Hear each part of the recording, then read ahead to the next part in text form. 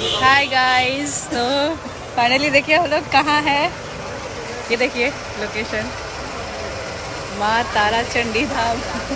ये देखिए मेरे साथ कौन है। हाय, हम लोग बनारस से आ रहे थे साथ में शूट करके, और रास्ते में हम लोग को ये धाम मिल गया।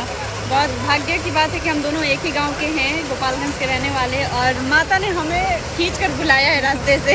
हम लोग कितना दिन से सोच रहे थे यहाँ आके दर्शन करते, बट आज मौका मिला हम लोग को दर्शन करने का, तो हम लोग जाएंगे, अभी दर्शन करेंगे। ये देखिए बाहर का व्यू, जो लिखा रहता है, जिस दिन लिखा रहता है इंसान उसी दिन मिलता है। हाँ? पहाड़ इधर है, हम लोग इधर ही से आए हैं, इधर ही से जाना भी है। ये लोग इधर प्रसाद ले रहे हैं। हेलो,